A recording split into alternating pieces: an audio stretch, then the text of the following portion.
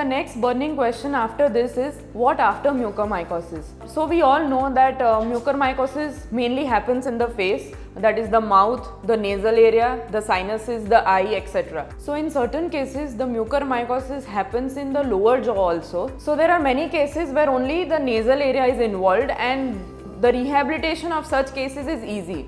But many of the cases the mucormycosis is in the nasal area, the eye area, and also in the mouth. When the mucormycosis is there in the mouth, usually after the surgery has happened, there is a defect in the mouth. So what happens is, the roof of the mouth is called the palate, and when the mucor invades the palate, in most cases we have to remove the palate. So what happens is that there is a hole between the nasal cavity, that is the nose, and the mouth. And in such cases, the dental surgeons have a very important role to play. This is where rehabilitation comes.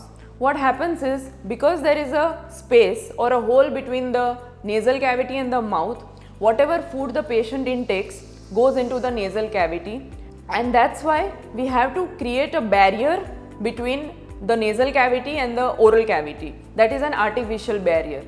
That is where we make an obturator. An obturator is something called as a separation, or like a denture, which is given in the mucormycosis patients. In some cases where there is a defect, so after certain surgeries, the surgeon still closes with a mucosa or a skin. These are the cases where a normal denture will suffice, but where there is a hole, an obturator has to be made. What I want to tell you all is that immediately when we are giving a denture to the patient, it might not be ideal. The patient also has to adjust to the new setting. So what I want to tell you all here is that rehabilitation of mucormycosis cases is definitely possible, but it is done stage wise.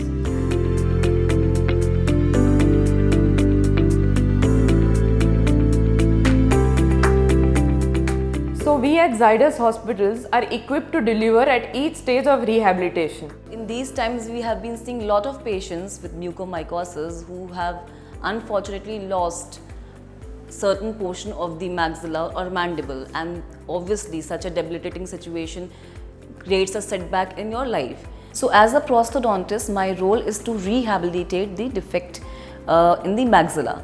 So in the immediate denture, whenever we give immediate denture in the cases of maxillectomy, when the segment of the upper jaw is lost, we give the denture just to close the space. That denture basically is known as obturator. That obturator is not actually meant for functioning, it is just to cover the lost part of the maxilla.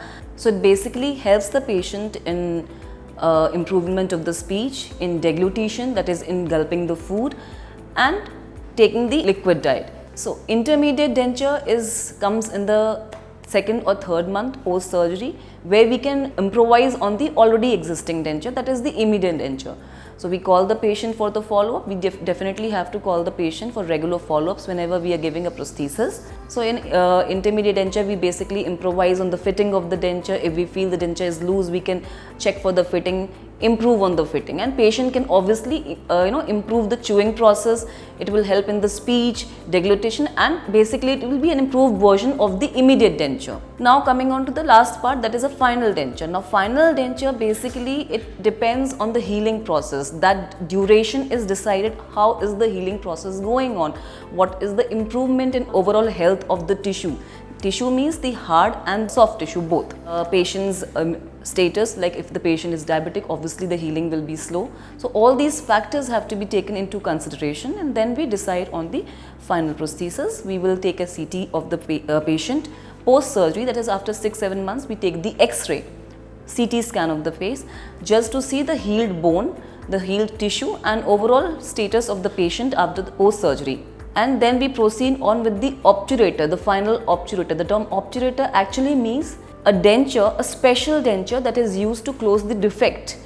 With defect, what I mean is the part that has been removed as a result of maxillectomy. We have to cover the defect or the opened part with the denture. So the denture has a bulb, that is a silicon bulb, that closes the space or the defect in the palate. If we take the example of the maxilla, the upper jaw, and the second part of that denture is the proper denture. So basically this denture is of two parts. One is the bulb that helps to close the defect, and second is the denture. So that is called the final denture, and with this denture patient can easily chew properly, patient will be able to speak.